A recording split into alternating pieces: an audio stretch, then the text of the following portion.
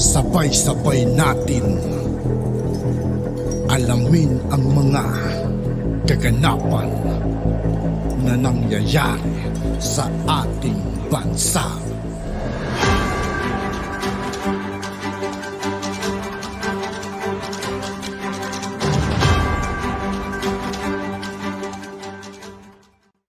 Yo, what's up mga kaibigan? This is I2K po again. Ngayon nandito ulit tayo sa channel ni Banat PH Update TV. Dito ulit tayo magbibigay ng komento at reaksyon. Kaya samahan nyo guys. Let's go! Ito ang balita ngayon. Viral ngayon sa mundo ng social media. Ang kaarawan ni dating Pangulong Ferdinand E. Marcos ay gustong palabasin ang dilawan na history distortion dahil hinaharang nga nila ang ginawa ni Pangulong Bongbong Marcos Jr. na pag-declare ng holiday sa kaarawan ng yumaong ama nito sa Ilocos Norte. Tila isang malaking issue ang binabato sa Marcos family ng Yung mga dilawan talaga, di mapakali. Kung ano yung pinaghanap na nakabutas sa ating mahal na Pangulo. Ay, mga dilawan, move on naman na kayo. mga dilawan. Dahil rito, isa raw itong pangbabastos sa biktima ng martial law. Ito nga ang deretsahang pahayag ni Renato Reyes Franz Castro at may bumanat pang isang kakamping ni sinita naman ang pagsama ni Congressman Sandro Marcos sa state visit ng Pangulong Ama. Kaya naman ang batikang abogado na si Atty. Nick Nangit ay tila may pagsupalpal hingil sa mga ito. Narito ang full report kung saan man ito ng samut-saring reaksyon sa mundo ng social media. Pero bago ang lahat mga kachika, Sa lahat ng hindi pa nakasubscribe mga kaibigan kay Banat PH Update TV, mag-subscribe na po tayo at huwag nyo rin pong kalimutan mag-subscribe dito sa aking channel. kung hindi ka pa nakasubscribe sa channel na ito, huwag mo nang patagalin yan. I-subscribe mo na yan at huwag mo rin kalimutang i-click ang notification bell para updated ka sa lahat ng bagong video na i-upload namin. At yun na nga mga kachika, para kay ACT Teacher Party List Representative Franz Castro, isang paglapastanganan sa kasaysayan ng gawing holiday ang kaarawan ni dating Pangulong Ferdinand E. Marcos Sr. Ayon pa sa kanyang naging pahayag, this is a huge dishonor and disrespect to the victims of the regime of Ferdinand Marcos Sr. Dictators and human rights violators should never be commemorated or celebrated. End quote. Samantala, umusok na naman ang ilong at umalma si Renato Reyes Jr., Secretary General ng bagong alyansang Makabayan. Aniya, mas wastong alalahanin ang ika-50 anibersaryo ng batas militar ng yumaong diktador na Ferdinand Marcos Sr. at hindi dapat kalimutan ang madilim na bahaging ito. Ang kasaysayan ng Pilipinas tulad ng paglabag ng mga karapatang pantao at pandarambong sa ekonomiya, ayon pa nga sa kanyang naging pahayag. There should be no special holiday for the dictator, even if it's only for his home province. This dishonors all of the victims of martial law and goes against the spirit of the martial law victims compensation law. This is another step towards rehabilitation of the dictator, a means to glorify him and erase him crimes from our history books. End quote. Kamakailan nilagdaan ni Pangulong Bongbong Marcos Jr. ang Proclamation No. 53 noong September 7 upang ideklara ang holiday sa Ilocos Norte ang kaarawan ng kanyang ama. September 11, 1917, ipinanganak si Marcos Sr. Ngunit September 12 ang itinakdang holiday kung saan ideklara ng Malacanang nasa September 12 Lunes bilang isang non-working holiday sa Ilocos Norte bilang paggunita sa ika-105 na kaarawan ni dating Pangulong Ferdinand E. Marcos Sr. noong September 11.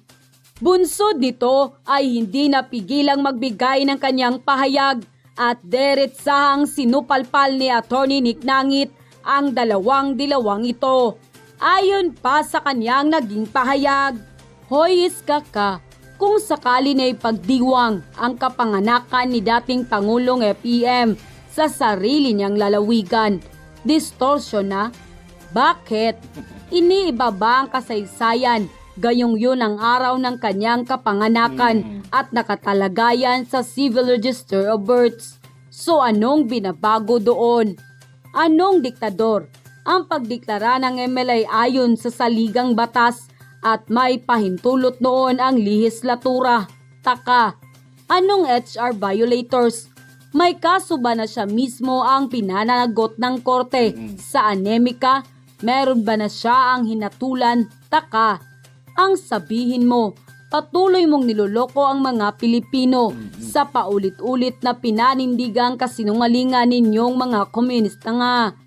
Diba nga, lies said in a million times because the truth, gaya ng style na bulok ng mga historiador nyo. Kayo ang nagbabago ng kasaysayan at oo, pula ka. Sa madaling salita, nireregla ka lang at hindi ka nagpapalit ng eme mong regla ka. Eme mong guru Ang totoong diktador ay ang CTG na kasabwat ng inyong party list na ang komista ngang si Liquid Seasoning ang naguutos sa inyo. Kasama ng sentral niyang Commonite para isulong ng palihim ang mga kabuktutan ninyo. At kayong mga sunod-sunuran para sa inyong di nahahalatang pagmamanipula ng kaisipan ng mga Pilipino.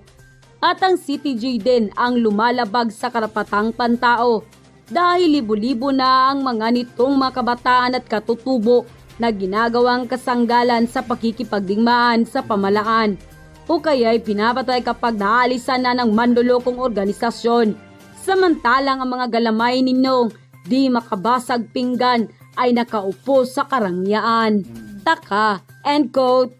Kaugnay nito ay sinagot rin ng batikang abogado na si Atty. Nick Nangit ang batikos ng isang kakamping dahil sinama ni President Bongbong Marcos Jr. ang kanyang anak na si Congressman Sandro Marcos sa state visit niya sa bansang Indonesia at Singapore. Ayon pa sa Twitter post ng isang kakamping, "Just asking, it is diplomatic protocol to include children of the first couple and state visits and dinners." End quote. Narito naman ang sagot ng well-known lawyer na si Atty. Nick Nangit sa kakamping na pinuna ang state visit ni Pangulong Bongbong Marcos kasama ang asawa at anak niyang si Congressman Sandro Marcos. Ayon pa sa kanyang naging pahayag, "State visit with children. May syunga bells ulit na. Style ng mga kakampwet at pati ng mga oligarki ang kasabwat ng mga nirereglang komunista nga." Aniya, gustong i-agitate uli ang mga tao na ano ba yan, nagpunta lang abroad, ibinitbit pa ang Junakis kahit isa lang naman ang kasama ni Congressman Sandro. Hoy puka, una yung mga Junakis na sinasabi mo, iisa lang. Hindi kasama sina Baby Vinny at Baby Simon. So bakit ipuputak mo ang mga mana ka na rin ba sa rayna ng mga salagubang na husgoling-goling sa matang isa ang nagiging tatlo na para bang ang hundreds nagiging kiyaw-kiyaw? At saka hindi mo rin ba nose line kung saan ka talaga? Para bang paniniwala mo na di nawari kung saan ang galing at saan napunta? Pangalawa, congressman ang Junakis niya, hindi basta binitbit. Representante siya ng Kongreso at bahagi ng pamahalaan. Weno ngayon kung Junakis, siya kung may choice naman ng Pangulong BBM kung sino ang gusto niyang isama sa state visit niya. Pipili ba siya ng iba? Okay mo. At pangatlo, bakit wala kang dakdak nung binitbit noon sa Japan? Sagot sa kahirapan ni Corecong ang naagnas niyang Junakis ngayon na makatipa sa alugbati. Kung regista rin ba siya te? Yan ang kalokohan yung mga. Kung noon, pwedeng pasar pa ang mga panggugulo nyo sa kaisipan ng madla na kasinggulo ng inyong bulbo. Ngayon, wes na. Pariban mo yan te para tumino ka. Dahil sa social media, hindi na bebenta ang mga ungas ka. ang gusto mo lang imanira ng binoto ng 31 milyon. At kahit maglulumpasay ka pa dyan, hindi ka makakasama sa state visit. Ever. Di ka kasi Junakis sa labas. Nasa labas ka lang. End quote. Sa huli, may mensahe ang Pangulo at nagpapasalamat ito sa mga nakikisa sa pag-alala sa ika-105 na karawan ng kanyang ama. Ayon pa sa mensahe ni Pangulong Bongbong Marcos Jr. Maraming salamat po sa mga nakiisa sa pag-alala sa ika-105 na kaarawan ng aking ama, ang dating Pangulong Ferdinand Edralin Marcos Sr. ngayong September 11, 2022. Salamat sa taon-taon ninyong pagsama sa amin upang sariwain ang kanyang alaala at magpaabot ng inyong suporta. Makakaasa po kayo sa aking matapat at mahusay na paglilingkod upang matumbasan ang inyong tiwala at kumpiyansa. End quote. At yun na nga mga kachika. At yun nga po mga kaibigan, dito po nagtatapos ang ating reaction video.